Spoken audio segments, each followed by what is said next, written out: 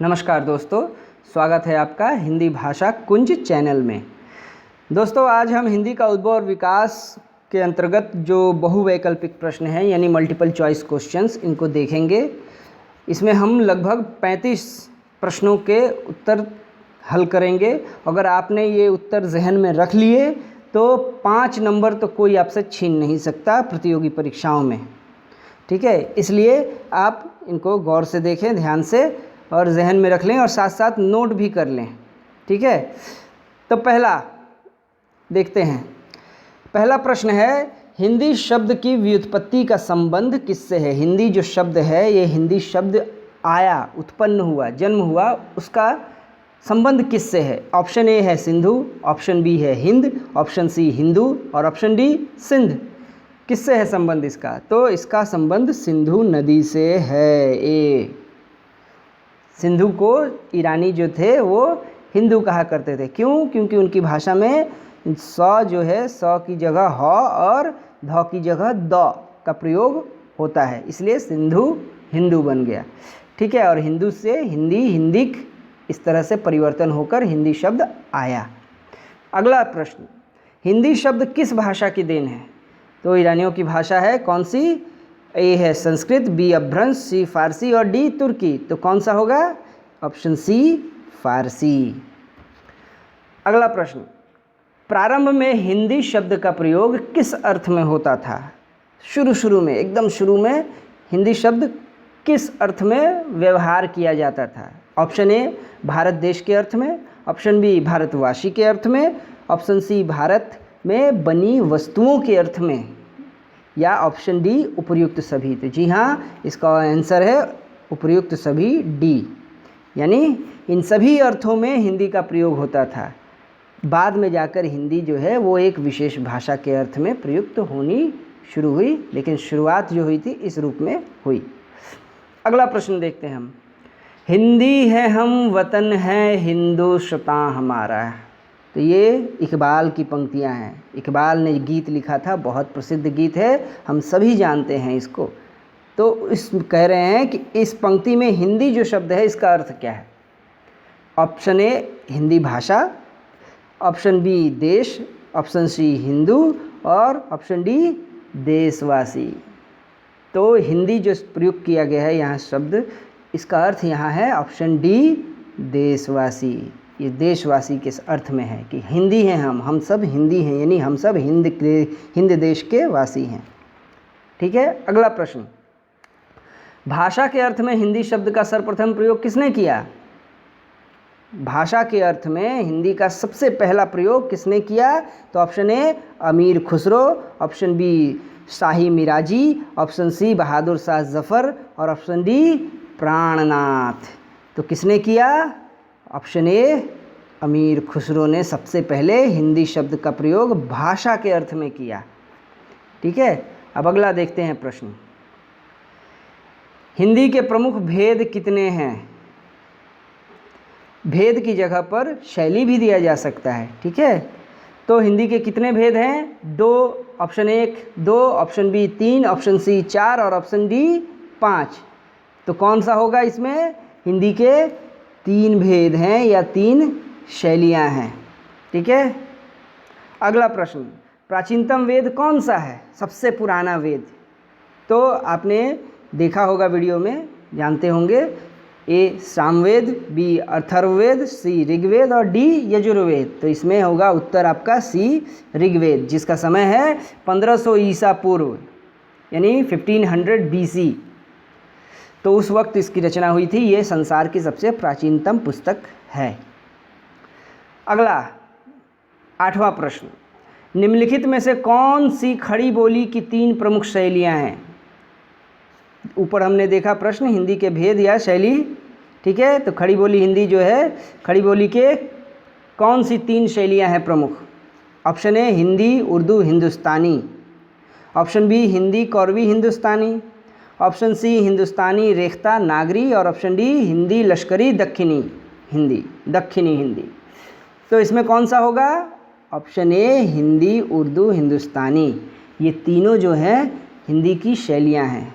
आपने वीडियो में देखा होगा उस वक्त जो है चर्चा हुई थी कि हिंदी, उर्दू, हिंदुस्तानी ये जो भाषा है इसमें क्या हम मूल रूप से भिन्नता देखते हैं। भाषा तीनों एक ही हैं किंतु इनमें भिन्नता क्या है।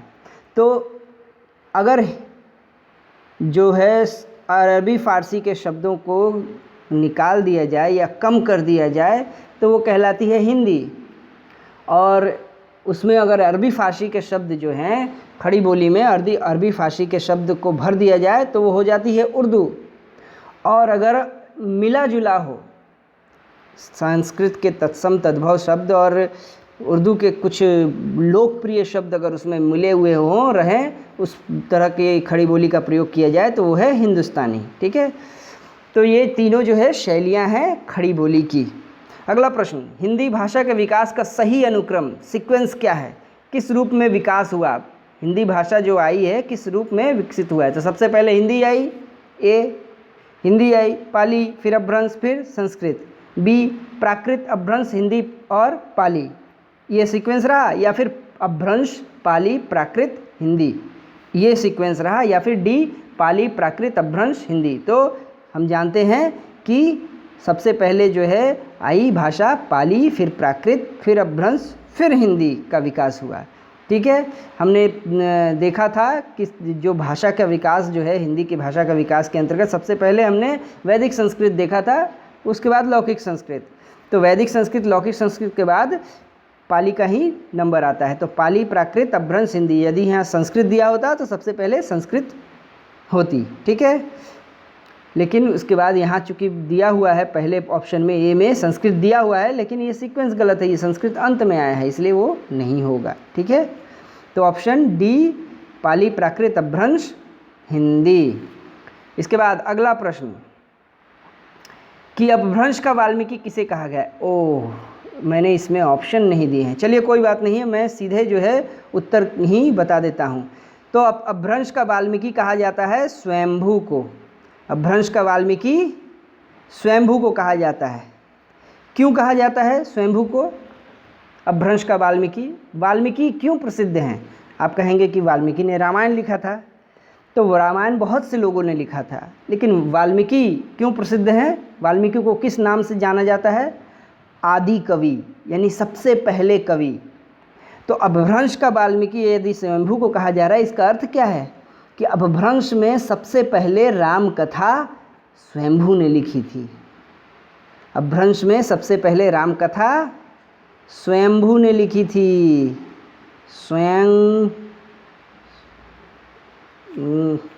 ये गलत हो गया, इरेजर। तो स्वयंभू, ठीक है।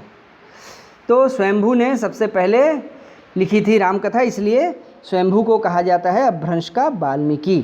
ठीक है, अगला प्रश्न, किस आचार्य ने अपभ्रंश को आभीरों की भाषा कहा है? वीडियो लेक्चर में आपने सुना होगा इसको, आभीरों की भाषा। किस आचार्य ने कहा सबसे पहले? Option A Rajashekhar, option B Bhama, option C Bharat Muni और ऑप्शन डी दंडी। तो इसका उत्तर है ऑप्शन डी दंडी। दंडी ने सबसे पहले आभीरों की भाषा कहा था इसको, बाद में भरत मुनि ने भी कहा। अगला प्रश्न, निम्नलिखित में से कौन सी प्रवृत्ति अपभ्रंश भाषा में नहीं मिलती है? कौन सी ऐसी जो है विशेषता है जो अपभ्रंश भाषा में नहीं मिलती है, हमको दिखाई नहीं देती है? ऑप्शन ए उकार बहुला भाषा। क्या अपभ्रंश उकार बहुला भाषा थी या नहीं थी? ये प्रवृत्ति नहीं मिलती है, जो बने विशेषता अपभ्रंश में नहीं है। ठीक है, उसको हमें यहाँ चिन्हित करना है। तो उकार बहुला ए तो नहीं, अपभ्रंश तो उकार बहुला थी। ऑप्शन बी स्वतंत्र परसर्गों का प्रयोग, यानी अलग से परसर्ग का प्रयोग हो गया है, ऐसा प्रवृत्ति नहीं थी अपभ्रंश में। नहीं, ऐसा तो नहीं था, स्वतंत्र परसर्ग थे उसमें। ऑप्शन सी संयोगात्मक भाषा, योगात्मक भाषा थी। या ऑप्शन डी स्वर लोप की प्रवृत्ति, तो नहीं, स्वर लोप की प्रवृत्ति भी थी, यानी होगा ये ऑप्शन सी आपका संयोगात्मक भाषा। यानी अपभ्रंश से पहले संस्कृत, पाली, प्राकृत तक भाषा जो थी वो संयोगात्मक थी। अपभ्रंश में आकर भाषा जो है वियोगात्मक हुई और हिंदी भी जो है वो वियोगात्मक भाषा है। हिंदी ने अपभ्रंश की विशेषताओं को सीधे ग्रहण कर लिया। अपभ्रंश की 90% विशेषताएं जो हैं हिंदी में हैं, तो ये संयोगात्मक भाषा नहीं थी अपभ्रंश। ठीक है, ये होगा। अगला प्रश्न, किस रचना को अपभ्रंश का आदि काव्य कहा गया है? कौन सी ऐसी रचना है जिसको अपभ्रंश का आदि काव्य, आदि मतलब एकदम पहला, सबसे पहला, तो ऊपर आप नाम एक देख रहे हैं स्वयंभू। अब स्वयंभू की कौन सी रचना है जिसको कहा गया है आदि काव्य, यानी सबसे पहले अपभ्रंश में लिखी हुई रचना? तो option A Adi Purana, option B Mahapurana, option C Ritthanemichariu, option D Paumachariu. तो ये है पौमचर्यु, यानी अपभ्रंश की पहली रचना जो कि एक रामायण है। ठीक है, अगला प्रश्न है, किस अपभ्रंश को अवहट्ठ के नाम से जाना जाता है? कौन सा अपभ्रंश है जिसको हम अवहट्ठ कहते हैं? हिंदी के विकास में पाली, संस्कृत, पाली, प्राकृत, अपभ्रंश और अपभ्रंश का कौन सा रूप जिसको हम दूसरे नाम से जानते हैं? विद्वानों ने दूसरा नाम दिया जिसको कहते हैं अवहट्ठ। तो ऑप्शन ए प्राचीन अपभ्रंश, ऑप्शन बी मध्यकालीन अपभ्रंश, ऑप्शन सी परवर्ती अपभ्रंश, ऑप्शन डी इनमें से कोई नहीं। तो इसका उत्तर होगा ऑप्शन सी। ऑप्शन सी कौन सा? परवर्ती अपभ्रंश, यानी लेटर अपभ्रंश, माने अपभ्रंश का बाद वाला रूप, जब वो रूप जो है उस रूप से वास्तव में अगली जो है आधुनिक भारतीय आर्य भाषाएं निकली। ठीक है, अगला प्रश्न, भारत की प्रथम देश भाषा है, बताइए कौन है भारत की प्रथम देश भाषा? The nation wants to know कौन है? तो ए लौकिक Sanskrit, B Pali, C Prakrit, D Apabhramsha. इनमें से कौन है सबसे पहली देश भाषा? तो ऑप्शन बी पाली। पाली पहली देश भाषा है, यानी सामान्य जनता की भाषा। ठीक है, अगला प्रश्न कि उणादि सूत्र किसकी रचना है? उणादि सूत्र किसकी रचना है? ए यास्कमुनि, बी पतंजलि, सी पाणिनि, डी कैयट।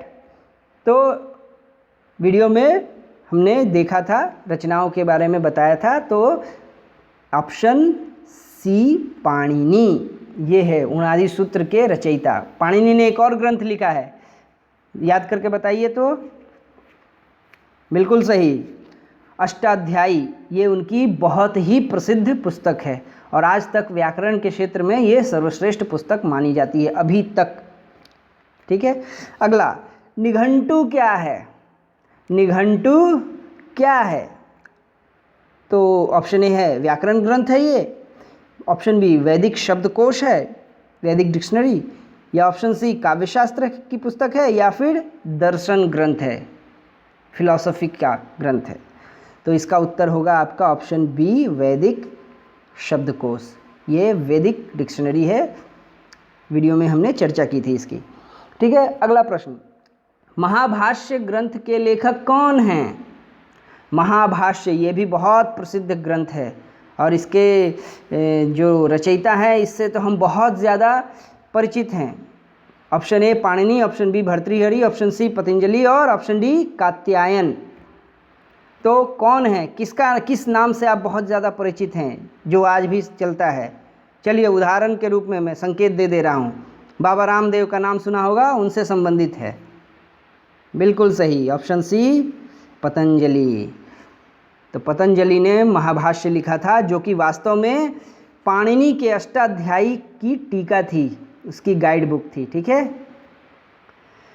ओके, अगला प्रश्न देखते हैं हम। अष्टाध्यायी में कितने सूत्र हैं? कितने सूत्र हैं? तो option A 3980, option B 5000, option C 3500, option D 3750। तो इसका उत्तर होगा ऑप्शन ए 3980 सूत्र हैं अष्टाध्यायी में। ठीक है, इसके बाद अगला देखते हैं। अगला प्रश्न है, पाटिल शब्द से पाली शब्द की उत्पत्ति किसने मानी है? यानी जो पाली जो ये शब्द है, ये पाली शब्द का जन्म हुआ है किस शब्द से? तो पाटिल शब्द से किसने स्वीकार किया है? पाटिल शब्द से पाली शब्द की उत्पत्ति किसने स्वीकार की है? ऑप्शन ए जगदीश कश्यप ने, ऑप्शन बी भिक्षु सिद्धार्थ ने, ऑप्शन सी विधुशेखर भट्टाचार्य ने, या ऑप्शन डी मैक्स विल्सन। तो इसका उत्तर होगा आपका ऑप्शन डी मैक्स विल्सन। ये जर्मन विद्वान थे। ठीक है, अगला प्रश्न, पंक्ति से पाली शब्द की उत्पत्ति किसने मानी है? अब ये पंक्ति से पाली शब्द को उत्पत्ति जो है किसने स्वीकार किया है? ऑप्शन ए आपका है मैक्स विल्सन। तो मैक्स विल्सन तो नहीं होगा, सीधे सीधे हम समझ गए, ऊपर से जान लिया हमने। ऑप्शन बी देखिए विधुशेखर भट्टाचार्य, ऑप्शन सी भिक्षु सिद्धार्थ, और ऑप्शन डी जगदीश कश्यप। तो इनमें से कौन होगा, किसने मानी है पंक्ति से पाली शब्द की उत्पत्ति? तो ऑप्शन बी विधुशेखर भट्टाचार्य ने पंक्ति से पाली शब्द की उत्पत्ति स्वीकार की है। अगला प्रश्न, वर रुचि ने प्राकृतों की संख्या कितनी मानी है? वर रुचि जो है वैयाकरण थे, व्याकरण ग्रंथ के रचयिता, बहुत बड़े विद्वान। तो कितनी मानी है प्राकृतों की संख्या? Option A 4, option B 3, option C 5, option D 7। कितनी मानी है? तो वर रुचि ने प्राकृतों की संख्या यानी प्राकृत जो है टोटल वो मानी है ऑप्शन ए 4 प्राकृत माने हैं उन्होंने। अगला प्रश्न, संस्कृत नाटकों में मध्यम पात्रों यानी जो साइड रोल वाले जो कैरेक्टर्स थे, मध्यम पात्र और नारियों के संभाषण में, यानी स्त्रियां भी जब जो डायलॉग्स बोलती थी उसमें डायलॉग्स रहते थे, वो किस प्राकृत का प्रयोग किया जाता था? तो option A Shauraseni, option B Magadhi, option C Ardhamagadhi और ऑप्शन डी पैसाची। तो इसमें से कौन सा उत्तर होगा? Option A Shauraseni. शौरसेनी प्राकृत का प्रयोग किया जाता था। संस्कृत के जब नाटक की रचना होती थी तो उसमें जो मिडिल कैरेक्टर्स होते थे या फिर नारियों का जो डायलॉग्स होता था, इन लोगों के डायलॉग्स शौरसेनी प्राकृत में लिखे जाते थे। ठीक है, अगला प्रश्न, जैन ग्रंथों की रचना किस भाषा में हुई है? जैन संप्रदाय है, महावीर स्वामी का संप्रदाय हम जानते हैं, उनकी जो ग्रंथ लिखे गए हैं जैनागम जिसको कहा जाता है, जैनों की समस्त रचनाओं को जैनागम कहा जाता है। तो जैन ग्रंथों की रचना मूलतः किस भाषा में हुई है?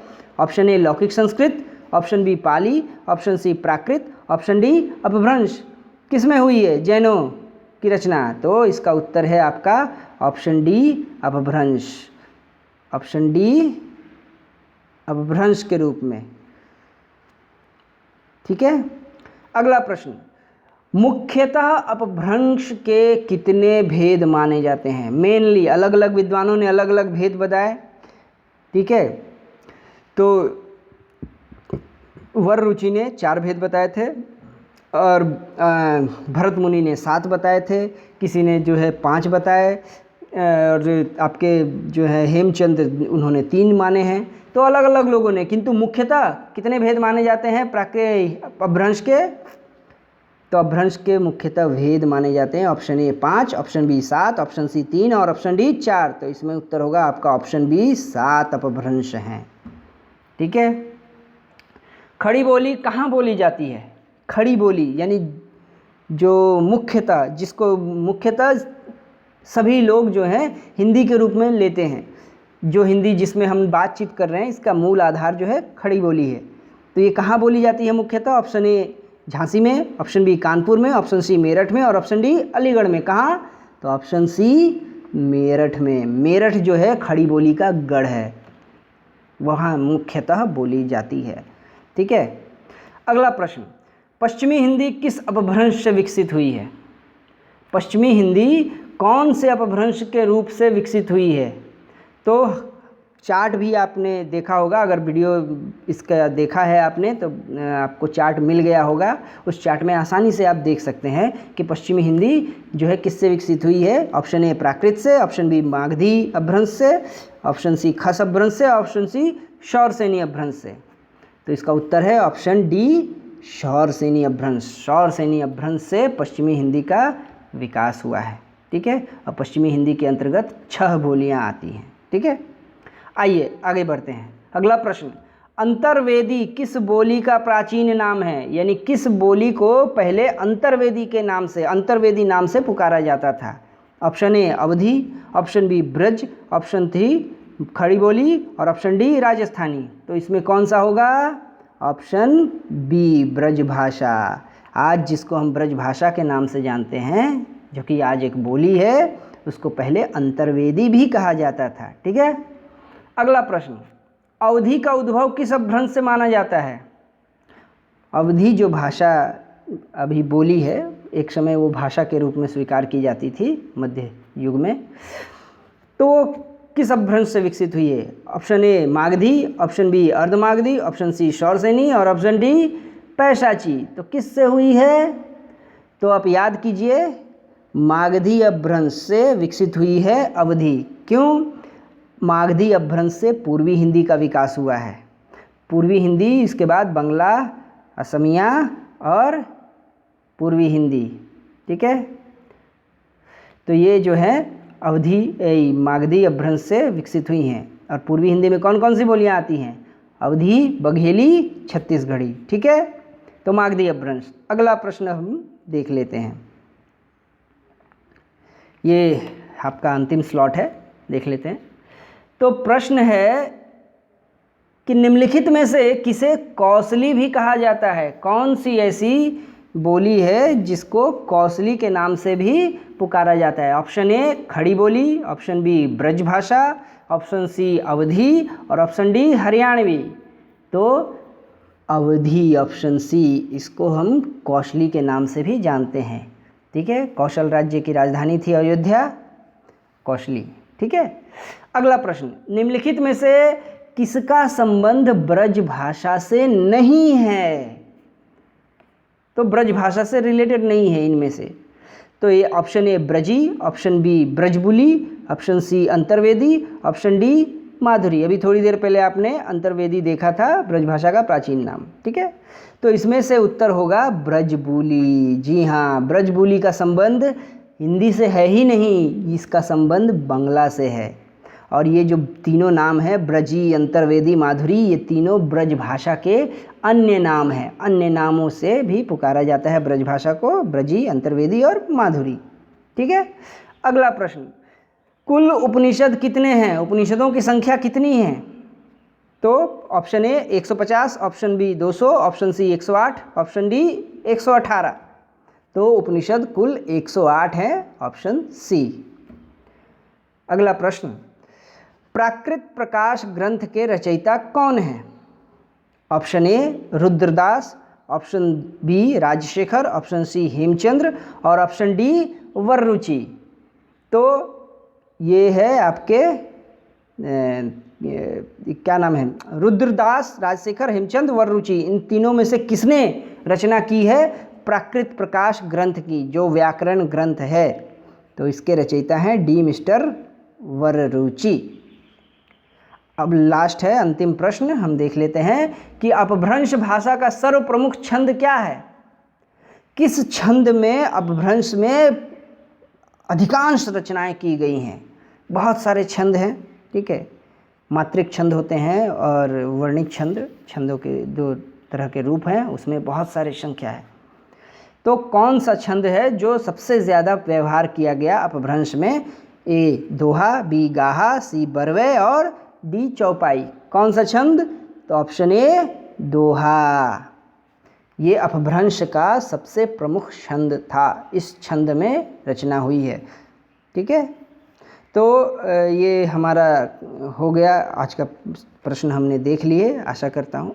अरे नहीं, और भी है, मैं तो सोच रहा था 35, नहीं ये 40 मैंने और बढ़ा दी हैं। चलिए बढ़िया, माफ़ कीजिएगा, हम करते हैं और आगे। अगला प्रश्न, वैदिक संस्कृत में कुल कितनी ध्वनियाँ हैं? वैदिक संस्कृत, ठीक है, उसमें कितनी ध्वनियाँ हैं कुल? Option A 50, option B 55, option C 45, option D 52। तो वैदिक में ऑप्शन डी होगा 52 ध्वनियाँ हैं, 52 ध्वनियाँ। उसके बाद जब लौकिक संस्कृत हुआ तो लौकिक संस्कृत में इसकी संख्या रह गई 48। ठीक है। अगला प्रश्न, पाली भाषा में कुल कितनी ध्वनियाँ हैं? पाली भाषा में option A 49, 49, option B 50, option C 48, option D 42। तो कितनी ध्वनियाँ हैं? तो हमने देखा वैदिक संस्कृत में 52 थी, लौकिक संस्कृत में आके 48 हुई, और अब पाली भाषा में जब आई तो ध्वनियाँ साउंड टोटल रह गए आपके 42, ऑप्शन डी। ठीक है। अगला प्रश्न, अष्टाध्यायी किसकी रचना है? ये चर्चा हुई है, फिर से जहन में ले आइए। अष्टाध्यायी किसकी रचना है? Option A Hemachandra, option B Vararuchi, option C Kaiyata और ऑप्शन डी पाणिनि। तो इसका उत्तर होगा ऑप्शन डी, पाणिनि की रचना है। अगला, पुराणों की संख्या कितनी मानी गई है? कितने पुराण हैं टोटल? ठीक है। Option A 8, option B 18, option B 28, option C D 38। तो कितने हैं पुराण? तो कुल पुराण 18 हैं, ऑप्शन बी। ठीक है। अगला और अंतिम प्रश्न, ऋग्वेद में कितने मंडल हैं? नॉट मी मंडल, मुकेश मंडल नहीं, ऋग्वेद में कितने मंडल हैं, यानी उसके कितने अध्याय हम कह सकते हैं? Option A 10, option B 12, option C 15 और ऑप्शन डी 20। कितने हैं? तो ऑप्शन ए 10 मंडल हैं ऋग्वेद में। ठीक है। तो ये वीडियो समाप्त हो गया।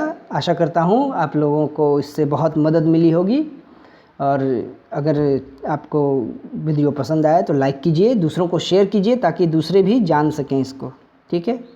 और अगर इच्छा हो कि और भी देखें इस तरह के वीडियो आपको जिससे सहयोग मिले, तो वीडियो को मेरे चैनल को सब्सक्राइब कीजिए। धन्यवाद।